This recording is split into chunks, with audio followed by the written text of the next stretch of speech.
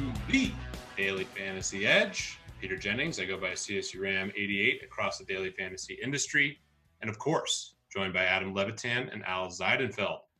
Adam, I had to come in with a strong hello. We failed to fill the listener league last week without the conviction plays, without a strong hello. So we have to change things up to get this listener league full. Hashtag how poor, can't even fill a rake-free 8,000 person tournament on DraftKings at a $5 buy-in level. So it's pretty embarrassing. Talked about on the solo pod how we can't ask them to hashtag make it bigger if we can't fill the 8K. So the listener league is up now. It is 8K. If we want to ever have a shot at the dream, the 10K rake-free listener league, we do have to fill it. Get in there early. You go to DK Playbook on the Google machine. Recommend you do it from desktop. Find the logo for this podcast. Click on that logo. Go to the landing page. Click on the link, and you're in. Al said it a million times. I had to start saying it this week. People asking me, I can't find DK Playbook. I can't find the logo. You're not going to win in DFS anyways. So there's no point to even enter the listener league if you can't find the Google machine. Am I right, Al? I mean, Google is an important part of our society right now. The problem with us trying to get the listener league from 8K to 10K, once I really broke down the numbers, based on our 7 listeners, we would need to have it be an 1,143 max enter tournament. Right now, it's only at 3 max, so kind of not shocked that our 7 listeners with only 3 entries that we couldn't fill that listener league. But the hostage situation is over. We're going to have to release the conviction plays this week as we couldn't really get there. Maybe somewhere down the road we'll be able to have a 10K rake-free tournament, but this is why we can't have nice things, guys. Yeah. I had one aspiration in life, and that was to get the DraftKings tournament that's rake-free, the best tournament on DraftKings, of course, to 10K. And we were so close, and we have failed. So I guess we're back to square one and doing strong hellos and giving conviction plays, and that's where we stand. Adam, any final notes on the pod before we get into the games? Well, I'll say this. Obviously, we could have just put on Twitter the direct link to the tournament and gotten it filled, but that's not the right thing, right? We're all about doing the right thing here. We're not just going to fill it just to fill it. We want to fill it with actual listeners, not people on Twitter. So, of course, we could fill it, and people were like, just tweet out the link. I'm not tweeting out the link. Al's not tweeting out the link. Peter's not tweeting out the link. That's not the way we're going to roll. So yeah, I walked people through it on Sunday morning.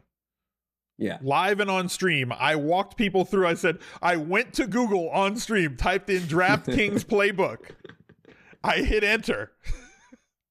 I then clicked DraftKings Playbook, scrolled down a little bit because it's under the fold, clicked on the logo. Like I did this on stream. Here's the page. This is the drop page. Click this. It says enter the listener league. Maybe that got us close, but it didn't quite get us all the way there.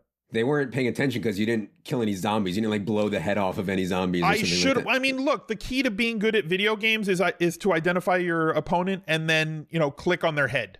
That's really how you get good at video games. And I couldn't get the people in my stream to click on the listener league's head. Devastation. Speaking of devastation, we have a great game to start off this amazing Week 9 slate. Adam, we have the Bears at Bills. Probably the most fantasy goodness I've ever seen in a game. Can you please give us the news and notes?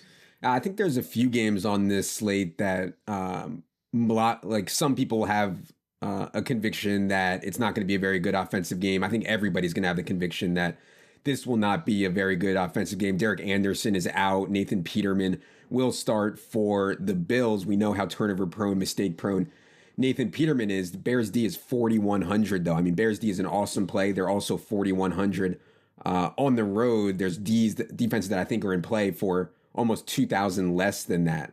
On the Bears side, Allen Robinson and Khalil Mack, both very questionable. The thing is, and I talked about it with the Anthony Miller play last week. I mean, I don't see a huge role change for Anthony Miller, and they still have so many guys. Taylor Gabriel, tre'quan wasn't really part of the game plan last week. Josh Bellamy, Kevin White, Trey Burton. It's not like all of a sudden we can project Anthony Miller for 7, 8, 9 targets. And it's also a tough matchup. I mean, the Bills D, as we saw on Monday night against the Patriots and have seen all season, they're actually legit. So unless I'm missing something, Al, I don't really see a lot to chew on, even if Allen Robinson were to miss this game. I put out a sleep. We're still talking about Bears Bills. I mean, is Allen Robinson playing? Very He was questionable. not practicing on Wednesday. It's early Thursday when we record this. He may not have had practice yet on Thursday. I mean, if he misses again, I'm not against Anthony Miller, but like, who's going to draw White? Right? Does that mean that he's going to draw White and No, that kid's good? Yeah, no, it would probably be more along the lines of Taylor Gabriel, or he'll probably just stay on his side. But Miller plays in the slot so much. But either way, I don't think. I mean, he did get 7 targets last week, but he would have, without the touchdown, he only really scores, 7 fantasy points last week. It was the touchdown that made him kind of a value smash. And then obviously coupled with the other sub 4K wide receivers that did nothing, who were highly owned. So talking to you, Martavis, get on the field. I wonder what the hell happened with Martavis Bryant. Must have shown up later, done something stupid. He had to do something, or just Gruden's a jerk, one or the other. Yeah. I mean, I'm shocked you guys aren't all in on Peterman stacks this week. I am. It's just I'm on the Bears D. Oh, okay. All right. Yeah. I'm hoping they're all over Peterman, to be honest with you. I'll stop joking around. There is a lot of fantasy goodness on the slate, and we'll get to it with this next game. Buccaneers at Panthers here, Adam. I'm all in on all the Panthers. What are the news and notes here?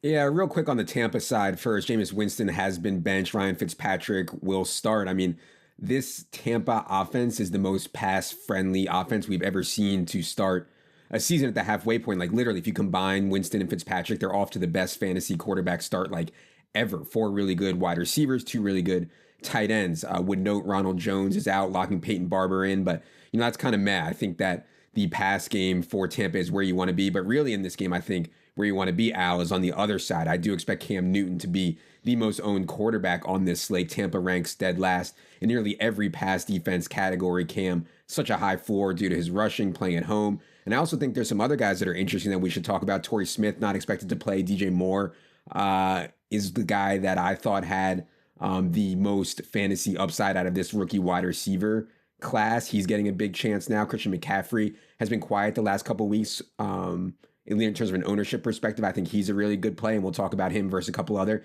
7K running backs. And Greg Olson's been playing a ton out. Like, Greg Olson's on the field for almost every snap. He doesn't have the same role that he did when he was younger, but Greg Olson is right there with the Njoku, OJ Howard, Jordan Reed types at this kind of dusty tight end position.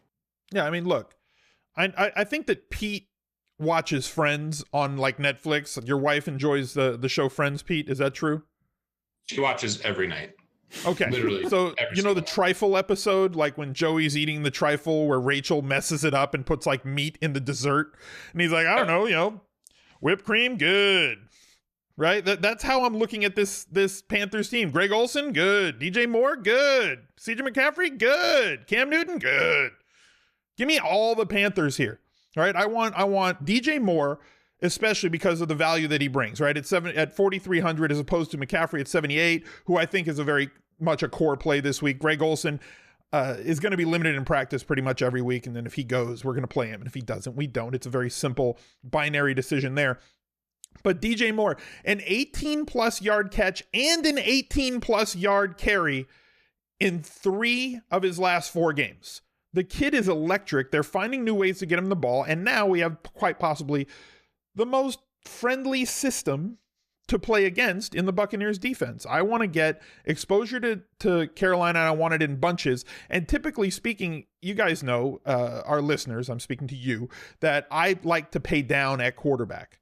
But there's enough value this week across the board because of what happened at the trade deadline that opened up volume of snaps, expected volume of targets for players that already were kind of emerging. Now they're not blocked anymore. In coupling them with DJ Moore, that allows you to possibly pay up for Cam Newton in cash and not have a lineup that you feel stretched at all anywhere else. So I think the Panthers are very much in play. If you want a cheap quarterback, Fitzmagic definitely fits in there. And then Carolina giving up a ton of deep passes this year. Is this another Fitzmagic to Deshaun Jackson week? Definitely could be. I mean, I think if you're going to play as many Panthers as I want to play, you probably want someone on the Buccaneers if you're playing tournaments on the other side. I think Jackson makes sense. Mike Evans, OJ Howard is obviously a great play. All the Buccaneers. I mean, Peyton Barber's really cheap, but you probably don't need to go there. Adam, one real quick question. I haven't seen anything new on Gerald McCoy. Is he going to miss this game? I don't know. Good question. We'll see. I mean, he's missed 2 straight, and so has Vinny Curry. So we'll see on his status. I'm not really sure. Yeah, that's one injury I will be monitoring going into the weekend. He's the heart and soul of that defense that's been obliterated by injuries. If he's out, I mean, it's just going to be even better for these Panthers. The one guy you haven't brought up is Funchess, who I love this week as well. I'm on Funchess. I'm on Moore.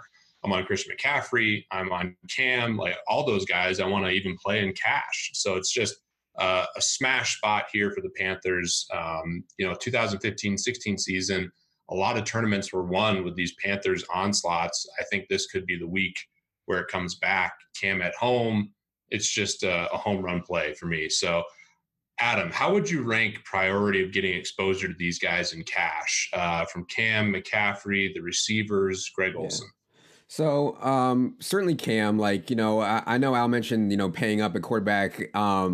The way DraftKings has the pricing, Al, now, you know what I mean? Like when you're paying up, you're not really paying up anymore because it's only like $1,000. Whereas it used to be DraftKings would have like 7,800. Yeah. Yeah. And then like down to 5K. So to me, it's not even paying up anymore. Cam is just like, the right play. And you could make a case for Mahomes and Breeze and Goff. And I don't mind Ryan Fitzpatrick either, but Cam certainly sticks out. And then, like Christian McCaffrey is with the other 7K guys that we'll talk about. I think we can compare them there. The DJ Moore one, I love DJ Moore, man.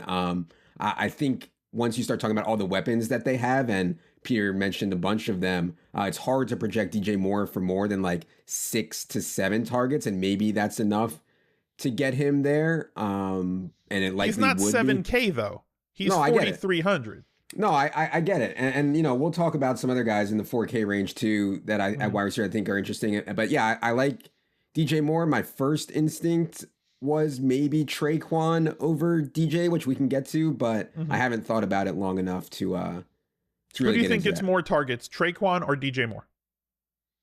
I think we got to work in carries too, because they are getting DJ Moore at least 1 carry a game.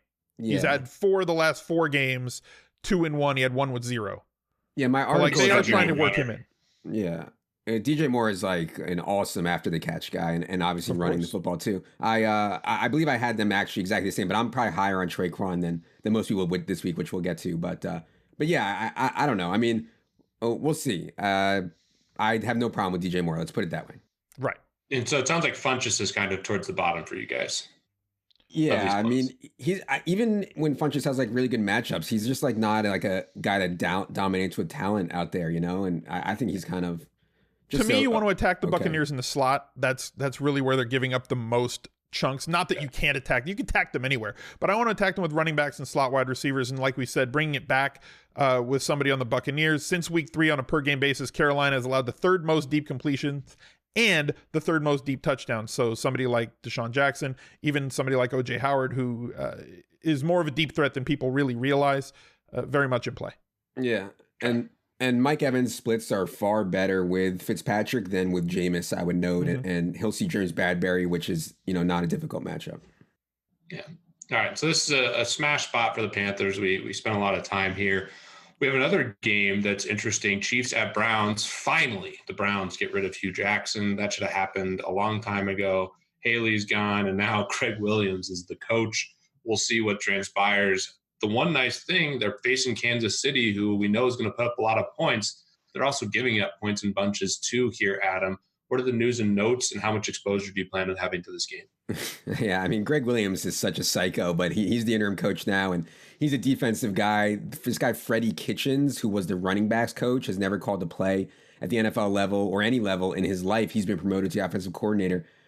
He will call the plays. So it's tough to kind of figure out what to expect.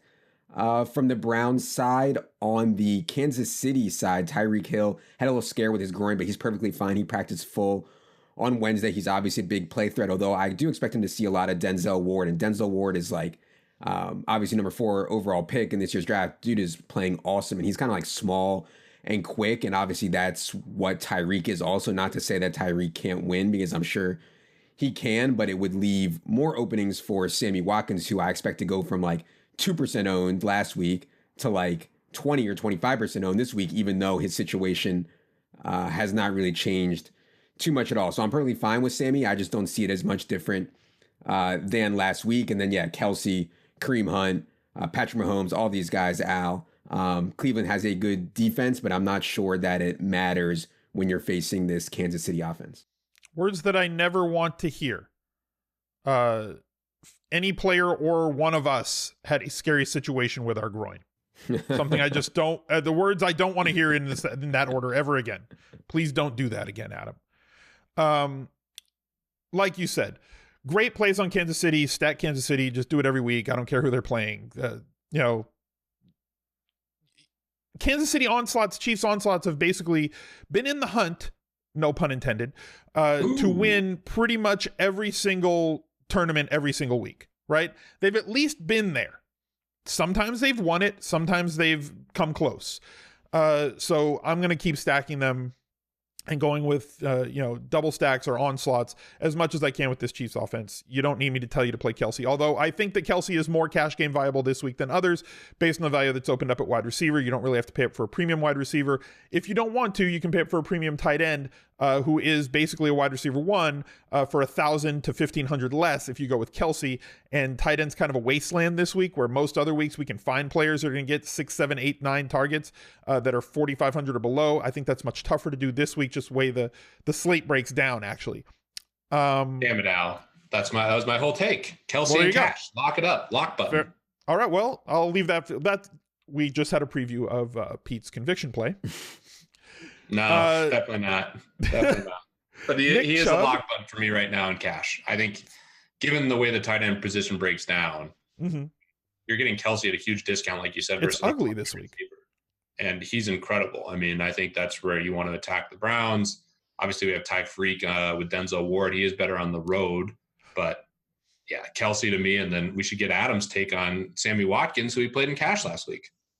Yeah, I mean, I gave my take. I don't see much difference versus last week. I think he'd be a pretty good GP. If I was going to play GPPs, I'd be very tempted to just exclude Sammy Watkins based on his ownership and lack of role change from last week. That's not to say that I won't play Sammy Watkins because he's still, I think, underpriced relative to his talent and his role in this offense and specifically this matchup. But yeah, it seems like he'll be over-owned based on what he was able to do last week, which was obviously like a top 5% outcome.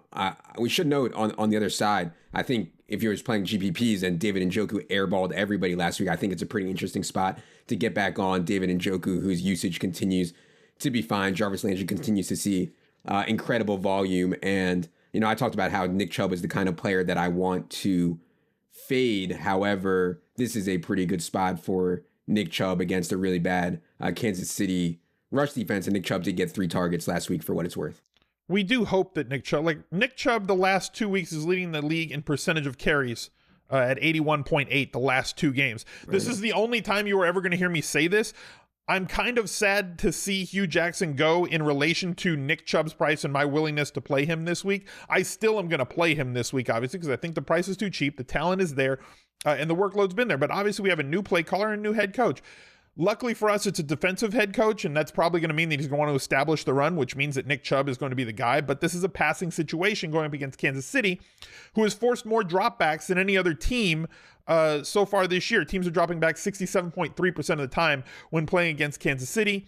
Jarvis Landry already leads the league in terms of market share of targets at 31.6.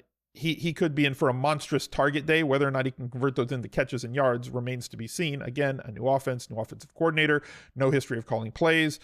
To me, the 3 plays that we just outlined, Nick Chubb, or at least in terms of the Browns, Nick Chubb, Jarvis Landry, and Njoku are the 3 guys that I'm considering here. Yeah. Any love for Baker Mayfield in tournaments as a really low-owned guy? I mean, we have great quarterbacks on the slate. I think it's probably too cute for me, but any love there for either of you guys? It's not too cute for tournaments. Probably too cute for cash. Oh, way too cute for cash. But it's not too cute for tournaments. Yeah. Could be some garbage time, depending on how this game goes. And obviously Kansas City. Smile on Adam. I think Adam doesn't think it's too cute for cash. Oh, no. It's this is like, we spent like 3 minutes on Duke Johnson last week, you guys. And then he gets hurt first play. He got hurt. You on a nice catch, like for players getting injured. Levitan. What? 15-yard catch he had that he got hurt on. We can't all run pure like you and just swap in Sammy Watkins and just, run to the bank. He didn't run pure last week. I know. Smiz He did didn't get run the pure win. last week. Todd Yeah, Gurley I had a worse team kneels than down Smiz. to Yeah. give me the winner. Yeah, congrats. I should have mentioned that at the top. Congrats to Smiz on the 4-man week. Hopefully, I can catch up with Smiz this week. Adam robbed me. I had another second place finish, and Adam robbed me with Gurley falling down.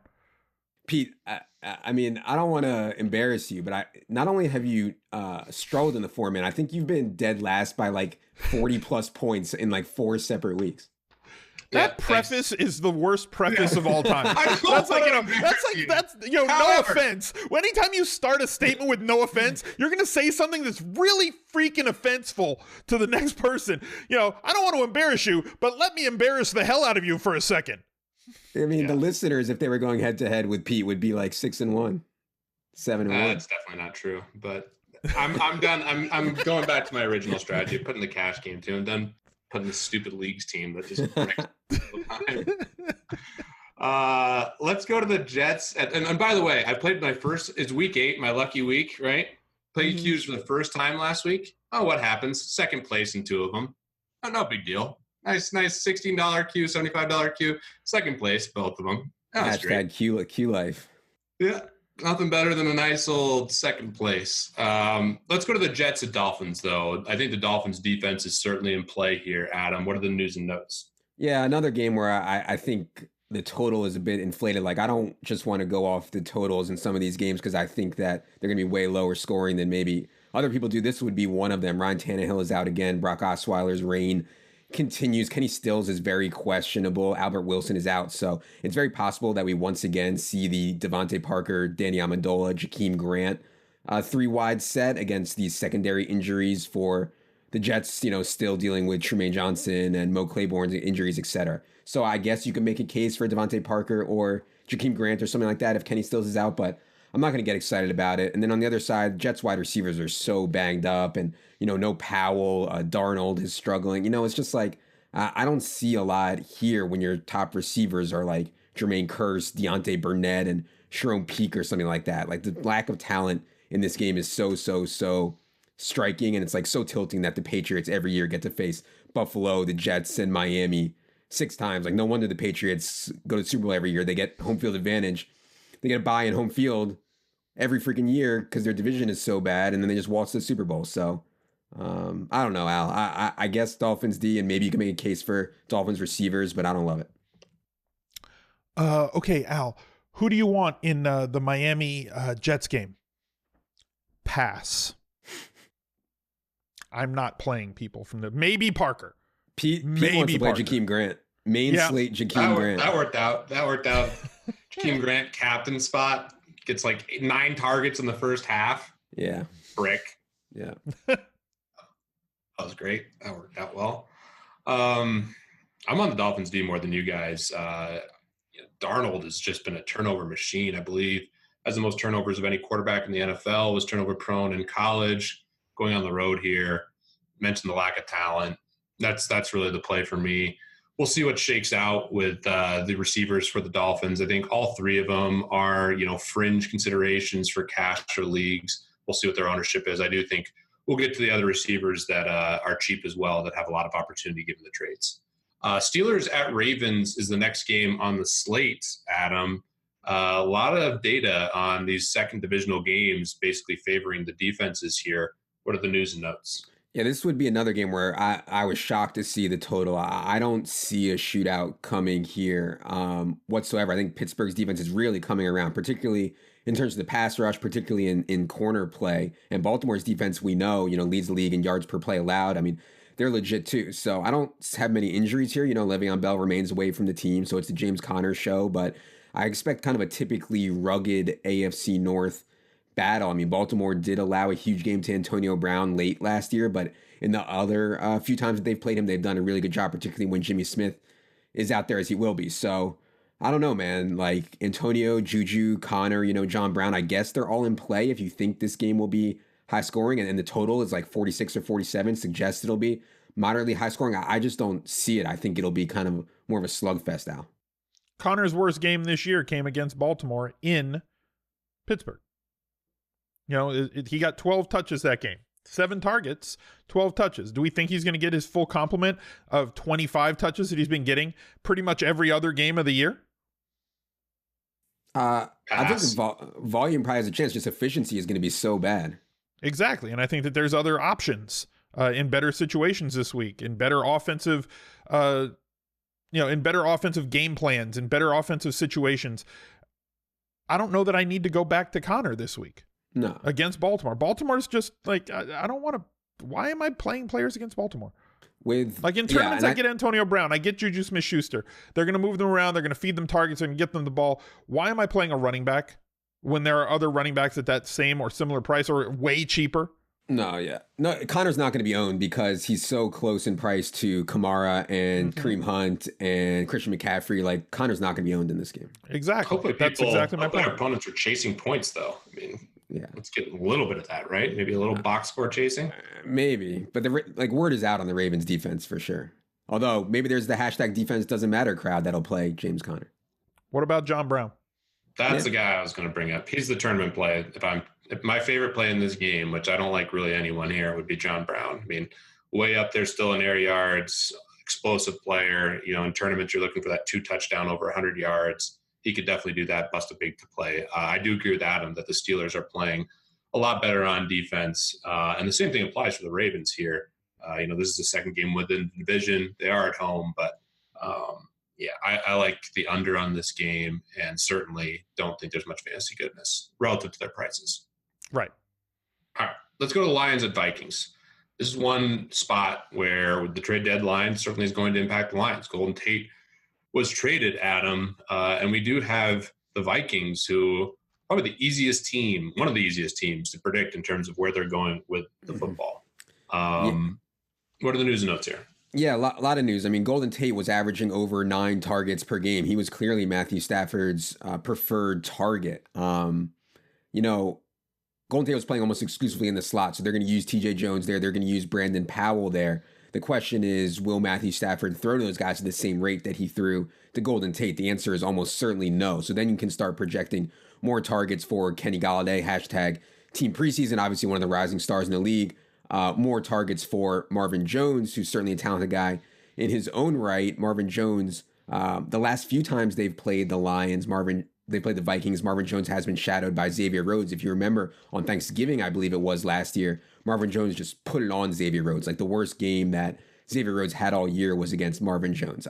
I think it's a really big decision, though, Al, between Golladay and Marvin. You can make a case they are both underpriced due to the trade, due to Golden Tate leaving. I think one underrated factor to watch is the status of Theo Riddick. We know Theo Riddick has a big pass game role when he's healthy. He's questionable right now with that knee injury. So I do have some important injuries to talk about on the Vikings side. But before we get to that, I think Golladay versus Marvin is a conversation worth exploring, Al.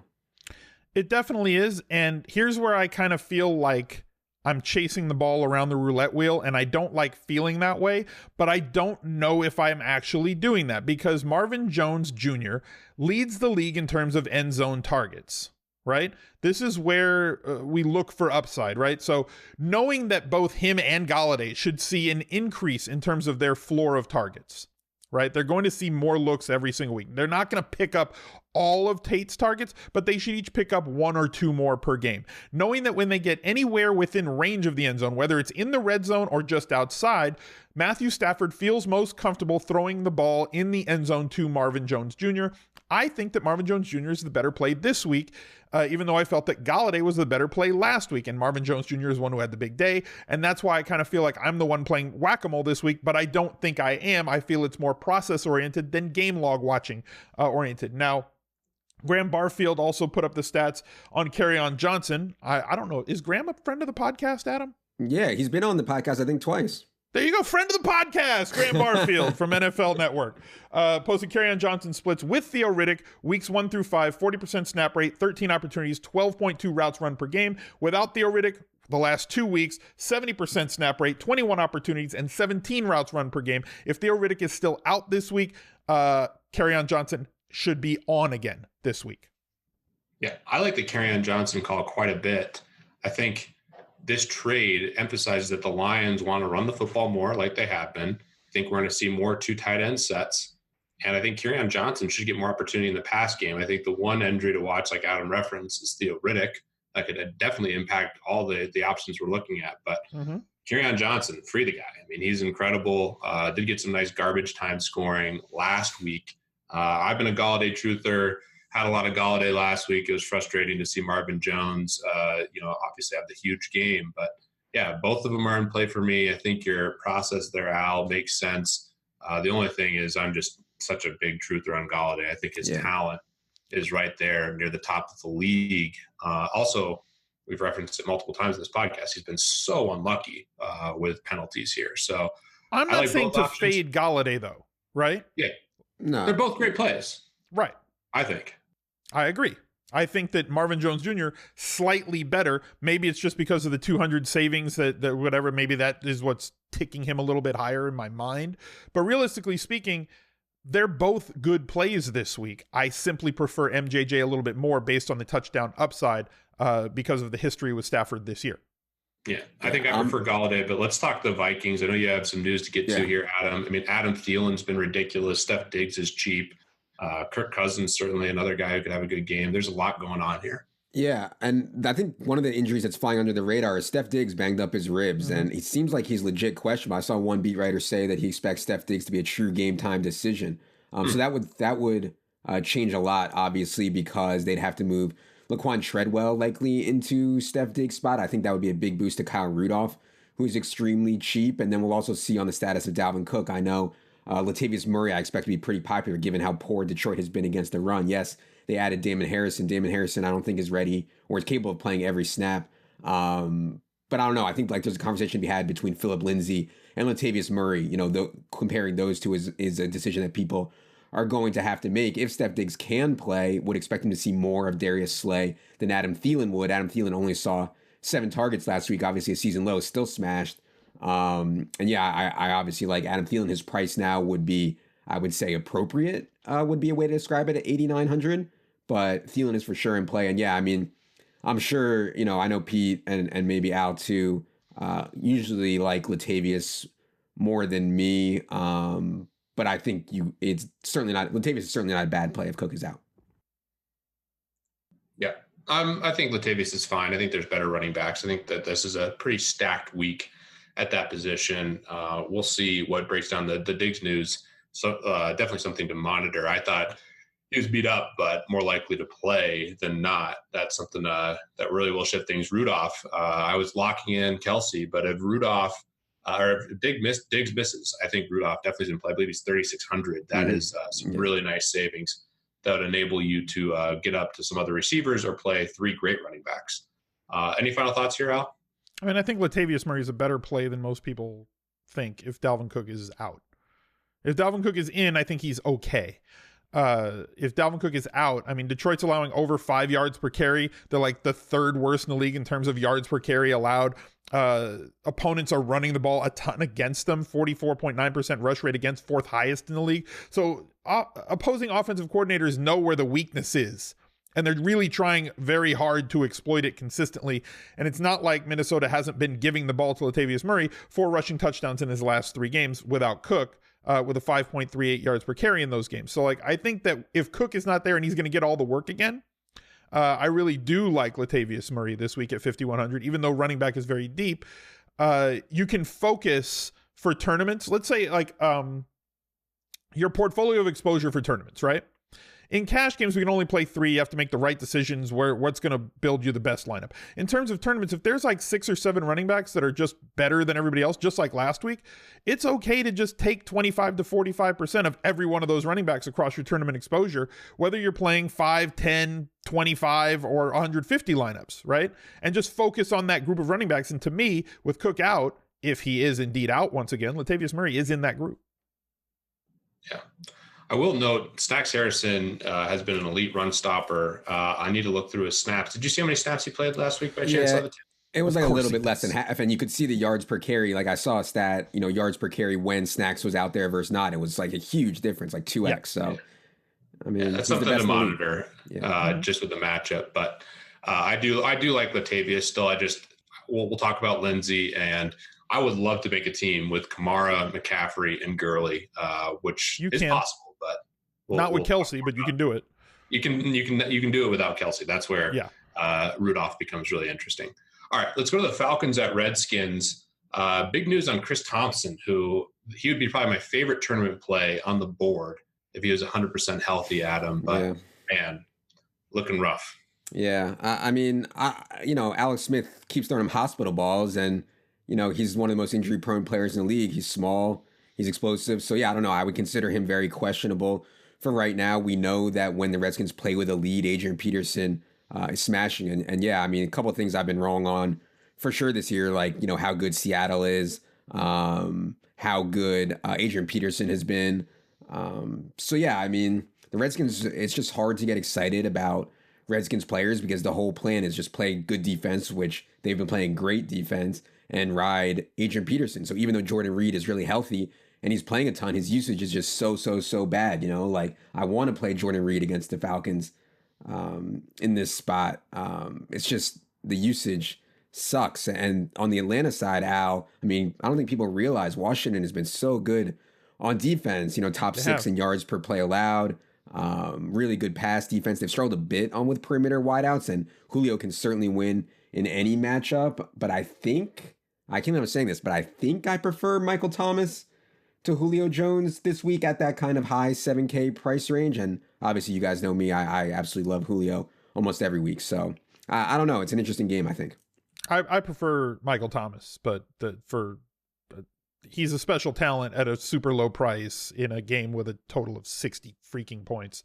In this game for Atlanta, as you mentioned, Washington, very good defensively, and then they got better defensively at the trade deadline. So do I really want to go after offensive players on Atlanta? And then you know that I don't like playing Austin Hooper, but tight end is such a dead space this week that, like, Austin Hooper actually in play for me. I do expect his targets to come down from where they were even with that week 8 bye, right, where he was getting like 9-12 catches, 9 catches on 12 targets a game. I'm not really expecting that sort of output, but if he gets 5 or 6 targets, it should be enough for him to be okay at the 3,800 price point. But I'm never thrilled to put somebody in my lineup at 3,800 who's really could get 4 targets. You just kind of have to hope he falls into the end zone on one of them, which he has done repeatedly this year. He does have a very high catch rate, so good conversion of targets to catches for him. So if he can get more than those 5 targets, he could be a smash. For me, do you think Washington's going to win this game? If you think Washington will be playing with a lead, then play Adrian Peterson. That's pretty much as easy as that if-then statement goes. Yeah, I have been so wrong on Adrian Peterson too. Ultra tilting watching him just go ham last week with no exposure. Probably not had too much exposure again, which is scary considering how porous this Falcons defense has been versus running backs. I do think that the perfect type of running back versus Falcons team is a pass catching back, which is why I'd love to see Chris Thompson play, but that's news we will have to monitor throughout the end of the week and into the weekend. One other comment for me on this game, I do feel like this is the troll spot for Julio. I won't have Julio that much this week. I think there's far better plays. That seems to be when Julio goes nuts. He's under 5% owned, and he trolls us with 200 yards and finally gets into the end zone. So that as a tournament play doesn't sound too bad, but I think Michael Thomas is like just way better than Julio, and we have all this value that we're going to get to right now. Texans at Broncos. I am amped, boys. Finally, hashtag free Cortland Sutton. It's come to fruition. Demaryius Thomas traded to the Texans. First game back here in Denver. Revenge game. It's revenge game, but he's pretty washed. Let's be honest here. What are the news and notes, Adam?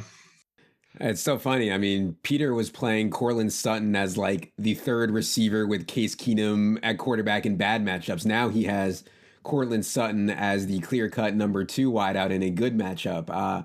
Obviously, Cortland Sutton I expect to be the most owned wide receiver on this slate. And if you look at his production, he's not been efficient, right? Like Demaryius Thomas, who I agree is washed, has significantly more yards per route run than Cortland Sutton. However, since Pete is on Team Watch the Games, he knows that Cortland Sutton has had a lot of stuff called back by a penalty, et cetera, et cetera. So I like Sutton. Should he be the most owned wide receiver on the slate, though? I don't know about that, and I would be tempted to attempt a fade. In tournaments, I know that goes right to your heart, Peter. What do you think about that? Yeah, I mean, it's a clear great fade in tournaments, given that he could fail. But let's be real here. I mean, Cortland Sutton's best play on the slate. I mean, come on. Okay, define fail. He's the best play on the slate, like in terms of define fail, though. Equity. I don't think like I mean his yards, his 8 out is like so long and like I don't know. I mean, I don't think like 3 for 45 is out of the question. But that he's obviously like the best in terms of like projected points per salary dollar. He's one of the best plays on the slate, obviously. As you mentioned, as the number 3 wide receiver in not great matchups, 3 of those games coming on the road. His last 4 games, 10.8 DraftKings points, 9.8, 8.8, 9.8. Now his target floor should increase from the 4, 3, 4, 6 targets he got those 4 games, something more along the lines of 6 to 9 targets this week.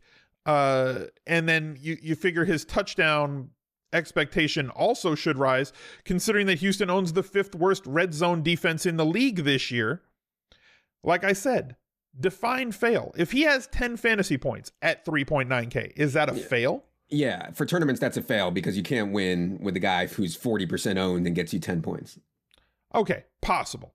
So what do you need, Adam, in tournaments from him for this not to be a fail? 15? I think in today's NFL, I think, honestly, you should, no matter what the price of the guy is in today's scoring environment, I think regardless of price, you need like at least 15, maybe like 18 points from all your guys. I mean, look, I think that you need 225 to 250 points to win the Millie Maker. That's what it takes most weeks, unless you have something like week 1 where everybody's underpriced and all those guys that were underpriced go for like 40 points and then you need like 300 points. Typically speaking, I'm shooting to try and get a lineup that gets me between 225 and 250 to give me a shot.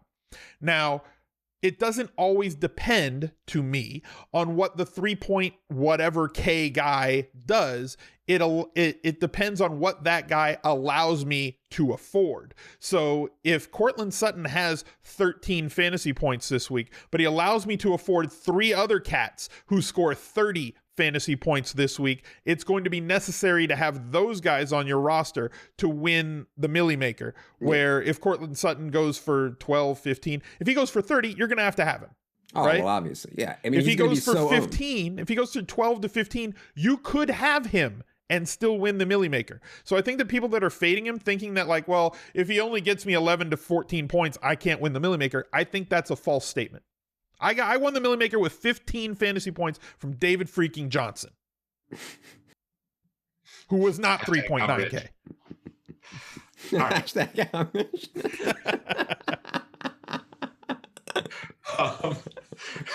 Jerry remains unimpressed behind Adam. Let's not be stupid. 15 fantasy points does not mean you cannot win the Millie Maker, is the point that I'm making here. No, I don't think 15 would be a fail. You asked me if 10 would be a fail. I'm just saying, I just asked where's the line. I'm just saying you can do it. It depends on the other players that you can roster with him in the lineup. He opens up everything, and obviously everybody's going to have him. It's not like, playing, I don't know, like Jermaine Kearse or Quincy Enunwa or something. Like, Cornston has a huge ceiling, he right? Has like, a ceiling, yes. He's he brings a ceiling along with him. Way better tournament play, even at his ownership than those guys. So from that perspective, I obviously agree. We're arguing way too much about this. He's obviously a great player. No, this is good content, damn it. You guys let's not bury the lead here. Cortland Sutton is incredible. We had an earlier podcast this week talking with Evan Silva. He went down Narrative Street, which just made me so happy. I love strolling down Narrative Street. Think about it. The Broncos just traded away Demaryius Thomas. What is their game plan going to be? What are they going to try to emphasize? What has John Elway talked about multiple times publicly this week? His car dealerships. Our young receivers. We need to get them on the field more. We need to get them the ball more. Like, the Broncos are going to target Cortland Sutton a ton in this game. He's the most talented receiver in this draft. I love DJ Moore too. Those are my 2 favorite guys at the position for this season as rookies. And he's just going to ball out. Like, Sutton's and we're forgetting that Houston is very good on a yards per carry basis. They're allowing like the 3rd fewest yards per carry in the league. If you can't run the ball effectively against this team, more throws are going to have to go to move the chains, more 2nd and longs, more 3rd and longs possible which means that Cortland Sutton and Emmanuel Sanders might see more value. Now, if you want a leverage play, it's Manny Sanders. Yeah, hashtag team sex. Yeah, of course. I'll tell you what the real answer is. You play both of them and you freaking ride to the bank. I'm going to come for you guys this week after Adam publicly embarrassed me on the podcast. I'm going to screw it. I'm just going to have the full-on Broncos onslaught here to try to win the 4-man. Sutton, Sanders, and the best night of my life. That's what I'm going Yeah, and I think Broncos D is going to be extremely popular too, and with good reason. Well, one of the biggest mismatches on the slate, I think, is Denver's defensive line versus the Texans' offensive line. Yeah, look at Jerry right now. She's loving this. Jerry's on team sex. The guys at DraftKings are not going to like this, but Jerry's on team sex.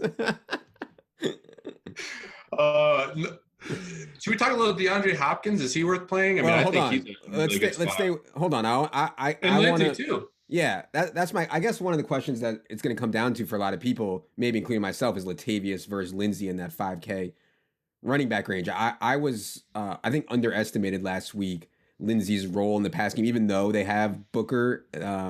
Lindsey's he's a tough runner at his size too. He runs hard. Yeah.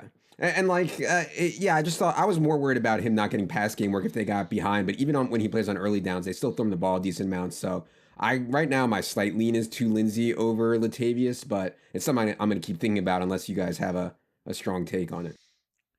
If he's an if-then statement for me. If Freeman's out, then Lindsey's in play. If Freeman's not out, then Lindsey's not in play. But as I said, Houston, a very tough defensive team against the run. Yeah. Obviously, he's not in play with if Roy. But I don't 7 listeners out there. But we have to, obvious to you, but we have to say that. Except for get Sutton on your damn team. Like, what are you doing? Thank me later. Cortland Sutton.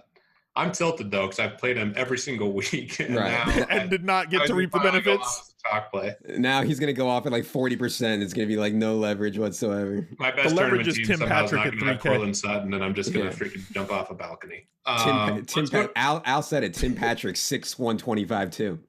Yeah, Tim Patrick's in play too. I definitely think he's interesting. Now, does he move into the Cortland Sutton role, getting 4 or 5 targets a week? I like Tim Patrick. He's talented. The dude's an athletic freak too. Get the athletes on the field. Get DT, who doesn't care. He's washed off, and now Broncos are going to play well here, I think. Let's go to the Chargers at Seahawks, and this is one of the most perplexing games to me on the slate, Adam. You're right. The Seahawks have been better than we expected, but I think the Chargers are really starting to play well, coming off a bye here. I wish they had Joey Bosa, but one of my first kind of head scratchers looking at the line was this Chargers at Seahawks game. I'm a huge believer in the Chargers, but I guess the Seahawks are playing well, and that's because Russell Wilson's throwing a touchdown like 1 out of every 5 throws. I know. It's so crazy. Let me start with the injury news. I mean, Melvin Gordon was late scratched in that game in London before the bye, and it was somewhat concerning to me that he was still limited on Wednesday coming out of the bye. So I would be scared to click Melvin Gordon, particularly in this matchup. KJ right back for Seattle. I mean, Seattle's playing really, really good defense. Way better than I thought. I'm just dead wrong on how good Seattle's defense would be this year. I mean, Seattle's winning by running the crap out of the ball with Chris Carson and getting insane efficiency from Russell Wilson. Not insane rushing efficiency from Russell Wilson. He's not even running anymore. Just like as Pete said, he throws the ball 19 times a game and he throws 3 touchdowns. It's so crazy. I think this is another game that could be way lower scoring than people are projecting. So I don't see a ton here. You could certainly make some cases for some guys like Chris Carson and maybe David Moore and Russ and guys like that. But I don't know, Al. I'm not too excited about it. David Moore is the anti-Levitan play. Yeah, I'm off. I cannot believe you just brought up his name. How did you utter the name of a man who has not had more than 4 targets in any game this year? He's like a fringe member of Team Preseason. That's why. Okay, so he's one of your sons. One of your many Jared Team just Preseason moved too sons. After we got off the Bronco game, I'd like to point out. We're now noting Jerry movement. She's too tired to bark. Just sprawled out like living the dream, talking about Cortland Sutton, Emmanuel Sanders. I mean, the hashtag team sex there is just, it's running right. Chargers Seahawks. Not as enticing. One of the biggest mistakes that I've made throughout the first half of this season is not playing enough Chris Carson from week to week. The Chargers, a team that we can kind of exploit with running backs. I don't know that I want to fade him in tournaments. I think that he's flying a little bit under the radar. Versus all the other plays that are on this slate that get talked up a little bit more. The question is, with would you rather have Chris Carson, right, at home against a Chargers defensive line that hasn't been doing all that great at stopping the run? Or would you rather have Nick Chubb, who's the shiny new toy, a rookie, obviously comes in with more fanfare, going up against a bad defense, also at home, but they should be playing with a bad game script, and historically, in his very short history with this team throughout preseason, regular season, they've not really involved him in the passing game all that much, albeit with 3 targets last week. Would you rather play Chris Carson or would you rather play Nick Chubb? I actually thought about this earlier, and I was having trouble coming to a decision. I think from a pace perspective, you'll see so many more plays. The Browns will get off so many more plays. Mm-hmm. The Chiefs score so quickly that Nick Chubb would maybe be the slight choice for me, but I think it's super close. And yeah, I mean, I think it's closer than if I put up a Twitter poll. If I put up a Twitter poll, it's going to be like 80 or 90 to 10, Nick Chubb. You think? Chris Carson's played so well. I don't know. You want me to put it up right now before we go live with this podcast? Yeah, put it up. up. I bet you it would be like 80 or 90 to 80 under. to 20 or 90 to 10. Let me get some action. This is like the all right. You want over action. 20%? Over 20% on Carson? Yes. Yes. Okay. I'm gonna put this up for 4 hours, so you cannot post this podcast before 2 p.m. Pacific time. No problemo. Okay. Done. All right. Carson's a great play. We all agree on that. I agree, Melvin Gordon, you want to monitor his injury status, certainly concerning. Hamstring injuries, too. Like, you play Melvin Gordon and he comes out and then doesn't play the rest of the game. Like, you can look at yourself. Like, that's a clear decision. Like, anytime a player is playing with a hamstring concern, like, don't get upset when they get hurt and leave the game. The one guy that we haven't talked about that I think is a phenomenal tournament play that's going to come in super low owned and is cheap relative to what we've seen, especially last year, is Keenan Allen. 7,300 for Keenan Allen.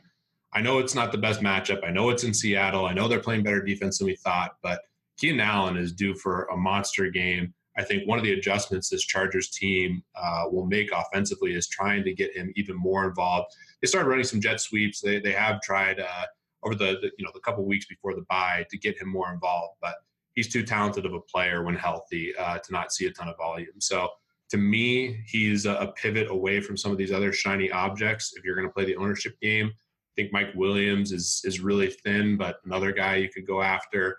But I'm with you, Adam. I think there's much better spots overall. One other guy that I guess I want to hear your guys' opinion on is Tyler Lockett, who seems to score a touchdown every single week as well. I mean, Tyler Lockett's like 4 targets. Yeah, like 4 targets, 1 touchdown every week. I'm perceiving his receptions is very well done.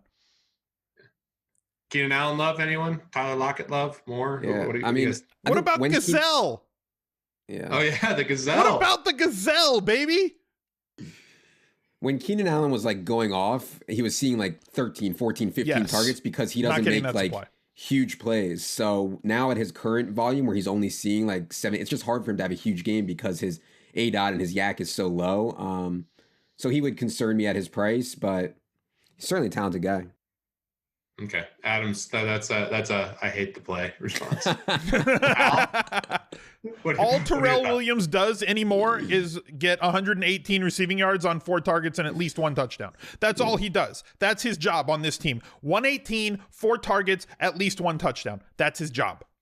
And getting Al to post the Gazelle prancing on Twitter, which brings joy to everyone. So that's another good job. All right, last game. Might be some fantasy goodness here, guys. I mean, total of 60 points. Does that sound enticing to you? We have the Rams at Saints. News and notes out. Yeah, we just don't see totals like this ever. Like, I think the sample size on games with a total above 57.5 in the last 3 years is like 3 total games in the last 3 years. And that's at 57.5, not even 60. From an injury perspective, Cooper Kupp will be back. And Sean McVay said that Cooper Kupp could have played last week. So I do expect him to be 100%. And he has the best matchup among all the Rams receivers in this game. He'll avoid Marshawn Lattimore. He'll see a lot of PJ Williams, who is just, you can make a case PJ Williams is the worst cornerback in the entire league right now. We already alluded to Michael Thomas. He will see some Marcus Peters, who is just struggling so badly. From a pricing perspective, Al, I mean, it blows my mind that DraftKings, first they left Todd Gurley's price from week 7 to week 8 at 9,800. Then he goes for another $35 or whatever. They bring him down another $300. Now he's down $300 more to 9,500. Todd Gurley is. It's just absolutely outrageous, even though like the easier way to beat the Saints defense is through the air. Like obviously it doesn't matter for Todd Gurley. One other pricing note, and we have a ton to talk about here, but one other pricing note, I thought that it would take longer for DraftKings to adjust Alvin Kamara's price for Mark Ingram's return, but they have done it down to 7,300 on Kamara, and that reflects his current role, which is 60-40-ish. He has been getting the majority of the red zone work lately. But Alvin Kamara, to me, at that price now is almost too cheap relative to his role and skill level. So how have they adjusted this for his role? He's had 39 touches the last 2 games. He's had 10 targets and 3 touchdowns with the majority of the goal line work. I think they've over-adjusted. Yeah. This was a 9,500 play. No. So he's getting the same volume as, say, Christian McCaffrey or James Conner or Kareem Hunt, right? It's just he's so much more efficient on his touches. He's getting the same volume he got against Tampa Bay and Cleveland when he was 85 and 9,500. He got 17 touches against Tampa Bay in week 1. He got 19 touches in week 2 at 9,500 against Cleveland. He got 19 touches against Baltimore in week 7, a very tough defense. And he got, 20 touches last week against Minnesota in Minnesota, also theoretically a very good defense. So he's still getting the same amount of volume. The only game that he got massive volume was the one week he had like 15 catches against Atlanta or whatever. So you're getting the same volume that you got at the beginning of the year. You're getting a slight downtick in terms of red zone volume because Ingram is back, but that was really only the first game that he came back where Ingram had those 2 rushing touchdowns. I think we're getting a massive discount on Kamara. I think they've oversnapped back the other way. I think he should be an 8,500 play, not a 7,300 play. I think this is the biggest mispriced discount on the slate. Yeah. My point is that Ingram is still playing like 40% of the snaps. So you're not getting the same role. The reason that his touches have stayed the same is because Drew Brees is throwing the ball like 25 times a game. And I don't expect that to continue here, right? So I think the floor is maybe a little bit lower than you're giving it credit for in touches when Mark Ingram's playing 40% of the snaps. Whereas before, during the Ingram suspension, Kamara was playing like 90%. You know what I mean? But I agree with you. Kamara's an awesome play. There's no doubt. And in this environment, it's just like such a Kamara environment. Like it's going to be a sweet game for sure. If you were hand pricing Alvin Kamara for this week on DraftKings, Adam, what would you price him at? Because I would have put him at 84 at 8,500. Yeah, I think that sounds about right. Yeah. Okay, so he is 1,200 too cheap. Yeah. That's a lot of cheap. Where should Todd Gurley be priced? That's better. Like 12,000. Like 10.5, 11.5, somewhere. Like he's underpriced too. If he was 10.5 this week, he'd be tougher to play. Right. I mean, but you'd still find ways to fit him in. You know? I would. I don't think he can be 11.5 based on the way that DraftKings pricing is, but like I think if he was 10 to 10.6, you'd still see him in cash games, but he wouldn't be 60% owned in cash games. At 95%, he's going to be really highly owned, and so is Kamara at 7,300. Oh, yeah. Yeah. Oh, yeah. Well, anything else before I get to the 5-star best play of the week? Go. How can I interrupt that? If you are on team preseason, if you are on player profiler at all, I mean, Tre'Quan Smith eruption.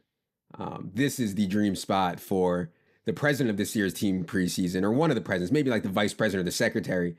Tre'Quan Smith. Ted Ginn is out. Last week they finally made the move, or not finally, but they made the move to give Cam Meredith 9 snaps and give Tre'Quan Smith 41. Now he draws this Rams pass defense, which has been struggling so badly. A game where, as I mentioned, Drew Brees' volume has been really down the last few weeks as they've gone to this Ingram Kamara for a zillion touches. I think in this game against Jared Goff, Drew Brees' attempts will be way, way, way up.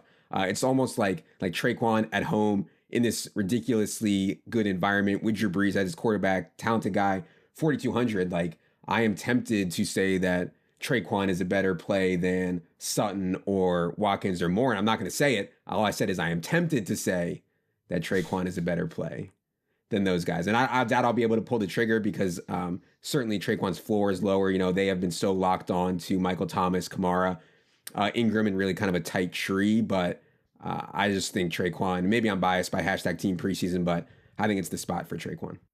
Why not play both? No offense, Adam, but imagine not playing the Monday night game where Tre'Quan Smith scores 2 touchdowns and literally leaving $100K on the table. Imagine not playing that. Imagine just letting Pete win all the tournaments on that one. Like Al, like Al, if you can't win $1 million on a slate, I don't even play it. So I mean, that's why. What do you mean? You can win first place and split it with 180 of your best friends. I can Imagine not playing that slate. I can play the showdown. My best slate all year. Imagine not playing it. The tre'quan Redskins slate was your best slate all year, right? Oh, it's the nuts. Yeah. I can still, Amari Cooper's come through, like you referenced, with no offense that I keep getting smashed in the forehead. I can still put food on the table because of that slate. Imagine being such a fan of tre'quan that you just like, no, I'm not going to play it. Tre'quan Smith captain night. Yeah. Well, not going to your son's like senior night game, Adam. Yeah, mistakes were made. Anyways, you guys obviously don't have a strong take on tre'quan. I want to ask about. I love tre'quan. Yeah, I think he's a better tournament play than like David Moore, but I think that David Moore and Sutton are better. DJ Moore and Sutton are better cash game plays than tre'quan Smith. I think that tre'quan Smith is probably a better leagues play. If you're willing to go all in on a draw, I think that he's the better play because you're betting on the come with maybe 5 targets, right? As opposed to the other guys who project to get more usage. Yeah. Also, we should mention like Woods versus Kupp versus Cooks, because I think people, including myself, get paralyzed, and I think Kupp is the best matchup here, but Woods and Cooks certainly have higher ceiling. I don't know if you guys have a strong take out of any of those Kupp three back? guys. Yes. I guess he's 100% going to play this week? Yes. Yeah. Okay. I disagree that Kupp doesn't have a ceiling. I think he does. I just said maybe the other guys are better. I mean, these are all great plays. I want to play Kupp. I want to play Woods. I want to play Cooks. I want to play so Thomas. Say it, Pete. Say it, Pete. Yeah, Pete, say it. Say I it. want to play all the dudes. Yeah! This is the great. Like, if anyone comes after me for saying play all the dudes in a game that has a total of 60 flipping points, like this is you could literally make your team just like, okay, how can I fit in as many guys from this game as possible? Like, just start your team. Just literally pick only players from this game. Throw in Cortland Sutton and just back up the truck. Like, go out to a steakhouse tonight. Whatever you're listening to, like, this is the easiest way to print money that I've ever seen. No one's going to do that. No one is going to stack this game and play Cortland Sutton. Nobody's stacking this game with a total of 60. Nobody's doing that. And they're not going to play Cortland Sutton. You're the only one. Don't worry about it. Yeah. You can win first place. You can win $1 million and split it with 180 of your friends. No, we're all going to be rich. No one's going to lose. This is the greatest spot ever. I mean, I'm going to make like just full blown onslaughts. Like a team with Breeze, Kamara, tre'quan Smith, Michael Thomas, that could win it all.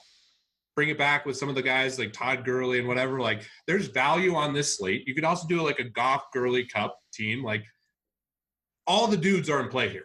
Yeah, like every single guy is a good play in this game. It's a we mentioned Cam Newton early in this podcast about being a cash game consideration, and Adam, you said that like paying up for him isn't all that much, but like Jared Goff in a game with a total of 60 with a team that can keep up with them, and last week I gave the stat of Goff's numbers in games where opponents scored 20 points. He has either 3 touchdowns or 380 yards in every one of those games this year, pretty much. They're going to be able to score. They're on a fast track in the Superdome. I know that that's going to get overused, so obviously #drink when anybody says that this week. But Jared Goff at 6K, guys, he's 6K again. Yeah. Why are we not playing Jared Goff at 6K in a total of 60 in a dome? These Cooper Kupp splits are the Rams have not looked as efficient on offense, obviously without him. I think it's a big deal, and like the same, like both these teams, like they haven't been pressed that much to like really put the pedal to the metal. When the Rams were pressed by the Vikings, it was just a bonkers game, and the Saints are at home. Like, I don't know. I just there's a reason the total's at 60 points. When I was doing the ownership projections at quarterback, to Al's point, I was like, man, there's just people are going to play Cam at a higher rate than Goff and Breeze. Like, that was my first projection, and maybe that won't come to be true, but I'm not sure that that's right. And I absolutely love Cam, but I'm not sure. I prefer Goff to Breeze. That's right. Yeah, I mean, I prefer Cam to all of them, though. I think that's correct. Yeah, right. Just equity, not tournaments. I think Cam is the best play on the slate. Things might change. Like if Gerald McCoy plays, I think that bumps McCaffrey just a smidge. Like, but man, if I got a Cam Newton lineup and I only got 8,900 left over for a running back, I'm coming down to Goff and getting Gurley. Yeah. No, and I won't think twice about it.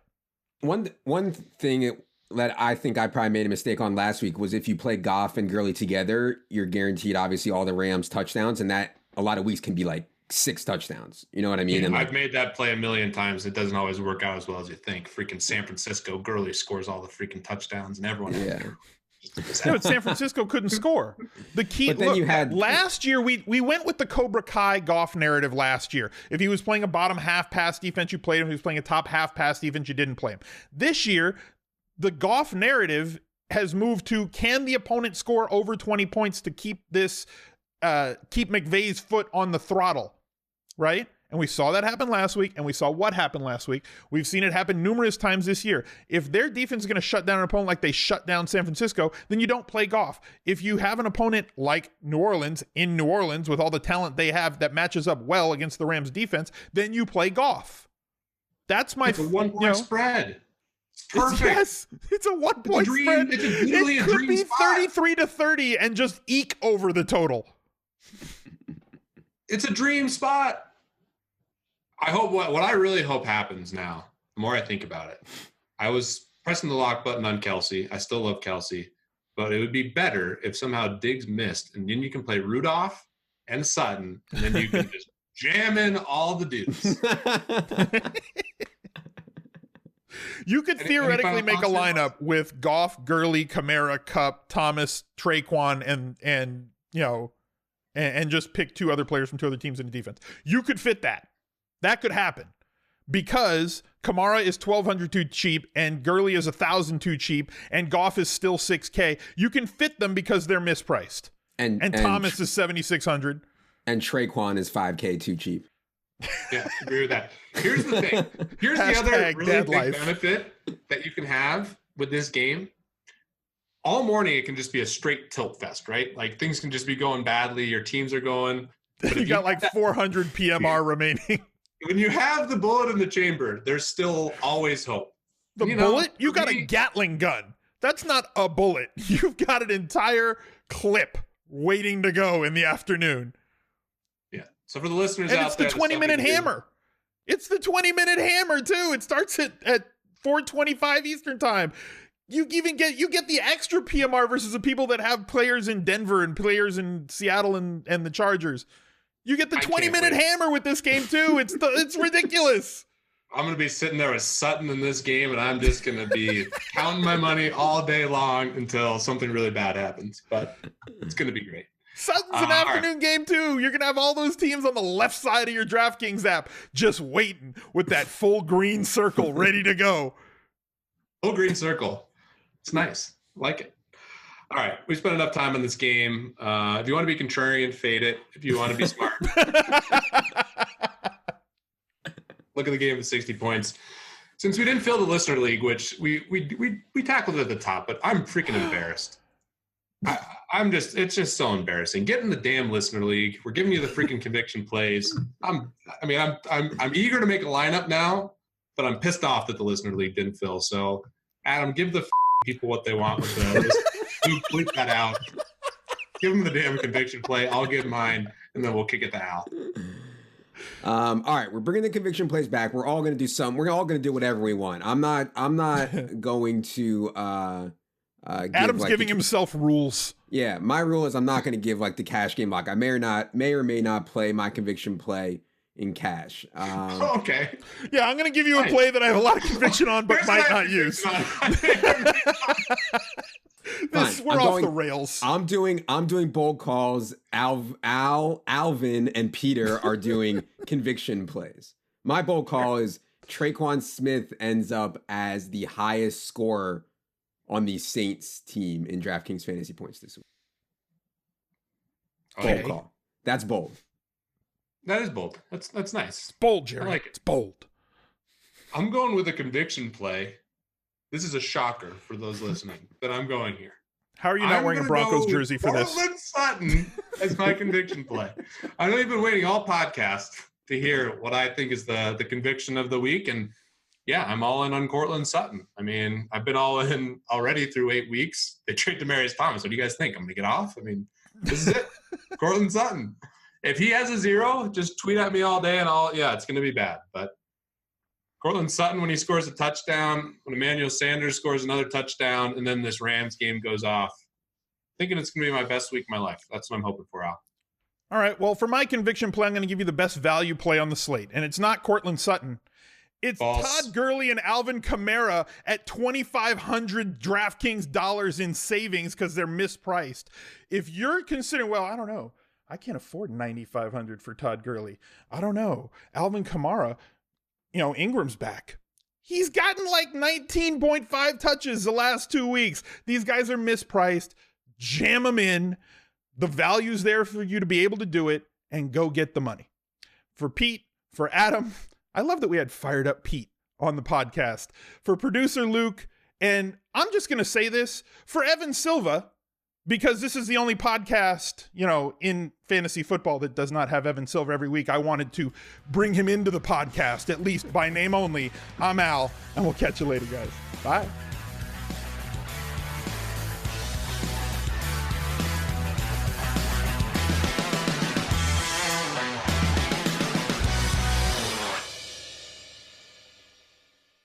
We are promoters at DraftKings and also avid fans. Our usernames are Adam Levitan, Al Smizzle, and CSU Ram 88. We may sometimes play on our personal accounts in the games that we offer advice on. Although we have expressed our personal view on the games and strategies in this podcast, they do not necessarily reflect the views of DraftKings, and we also may deploy different players and strategies than what we recommended in this podcast.